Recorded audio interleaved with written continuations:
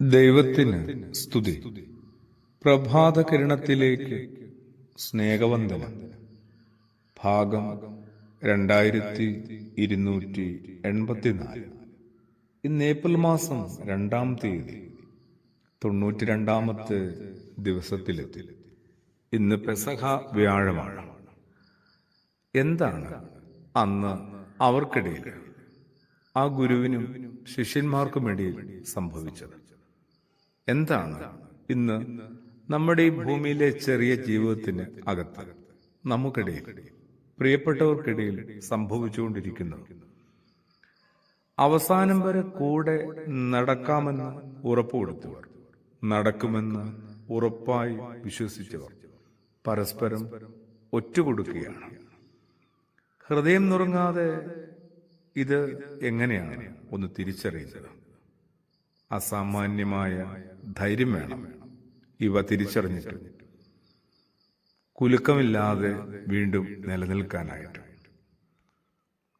എല്ലാവരുടെയും സ്നേഹം വല്ലാതെ തണുത്തു പോകുന്ന ഒരു കാലത്തിലാണ് ജീവിക്കുന്നത്.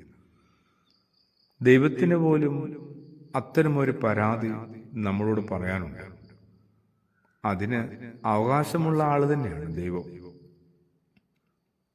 സ്നേഹവും കുറഞ്ഞു പോകുന്നതിനെ കുറിച്ച് ദൈവം പോലും പരാതി പറയുന്നുണ്ട്. അതിന് ദൈവത്തിന് അവകാശമുണ്ടെന്ന് പറയാനായിട്ട് വിലാപങ്ങളുടെ പുസ്തകത്തിൽ ഒരു സൂചനയുണ്ട്. എന്നോടുള്ള, മനുഷ്യരായ നമ്മോടുള്ള സ്നേഹത്തെ ദൈവം ഓരോ ദിവസവും പുതുക്കുന്നുണ്ടെന്നാണ് പറഞ്ഞത്. അപ്പൊ ദൈവം ഇങ്ങോട്ടുള്ള സ്നേഹത്തെ പുതുക്കുകയും വർദ്ധിപ്പിക്കുകയും ചെയ്യുമ്പോൾ നമുക്ക് അങ്ങോട്ടുള്ള സ്നേഹം, നമ്മൾക്കിടയിൽ പരസ്പരം പുലർത്തേണ്ട സ്നേഹമൊക്കെ വല്ലാതെ തണുത്തുറഞ്ഞു പോകുന്നു എന്ന് ദൈവം മനസ്സിലാക്കുമ്പോൾ ശരിക്കും പരാതി പറയാതിരിക്കാൻ പറ്റുമോ? വെളിപാടിന്റെ പുസ്തകം 2-ാം അധ്യായത്തിലുണ്ട്, നിനക്കെതിരെ എനിക്കൊന്ന് പറയാനുണ്ട്. നിനക്ക് ആദ്യമുണ്ടായിരുന്ന സ്നേഹം നീ കൈവിടിഞ്ഞു. നീ ഏതവസ്ഥയിൽ നിന്നാണ് അധപ്പതിച്ചതെന്ന് ചിന്തിക്കുക. അതനുസരിച്ച് ആദ്യത്തെ പ്രവൃത്തിയിലേക്ക് മടങ്ങിയെത്തുക. എഫേസോസിലെ സഭ ഒരു പ്രതീകമാണ്. എല്ലാ കാര്യങ്ങളും പഴയതുപോലെ തന്നെ സംഭവിച്ചുകൊണ്ടിരിക്കുന്നു. എന്നാൽ അതിന് പിന്നിൽ സ്നേഹത്തിന്റെ ഒരു ചൂടില്ല, സ്നേഹത്തിന്റെ ഒരു ഊഷ്മളതയോ ആത്മാർത്ഥതയോ ഇല്ല. അത് മനസ്സിലാക്കാനായിട്ട് നമ്മളിനി ദൈവമൊന്നും ആകാനായിട്ട് ശ്രമിക്കണ്ട. കയ്യെ തൊടുമ്പോൾ എല്ലാവർക്കും അത് പിടുത്തം കിട്ടും. സ്നേഹം വല്ലാതെ തണുത്തുറഞ്ഞു പോയിട്ടുണ്ട്. ഏതാണ്ട് മരിച്ചവരുടെ നഗരത്തിൽ എത്തപ്പെട്ട ഒരു പ്രതീതിയാണ്. അതിനകത്തു നിന്ന് പുറത്തു കടക്കാനായിരുന്നു ജീവന്റെ സമൃദ്ധി സമ്മാനിക്കാൻ വന്ന ഗുരു എപ്പോഴും പറഞ്ഞുകൊണ്ടേയിരുന്നത്.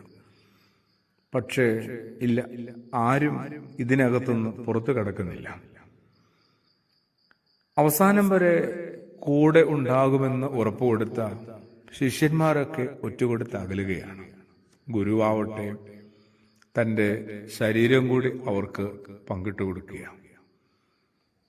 അവസാനത്തെ വിഭവവും കൂടി അവരെ ഭരമേൽപ്പിക്കുകയാണ്.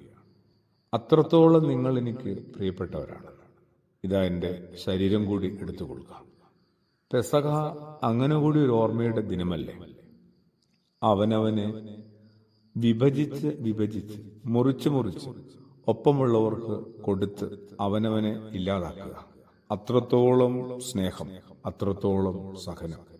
അതിലേക്ക്, ആ ഒരു കാറ്റിലേക്ക് എന്നെയും കൊണ്ടെത്തിക്കണമേ എന്ന്, ഓരോരുത്തരെയും എത്തിക്കണേ എന്ന് നമുക്ക് പ്രാർത്ഥിക്കാം. ആമേൻ.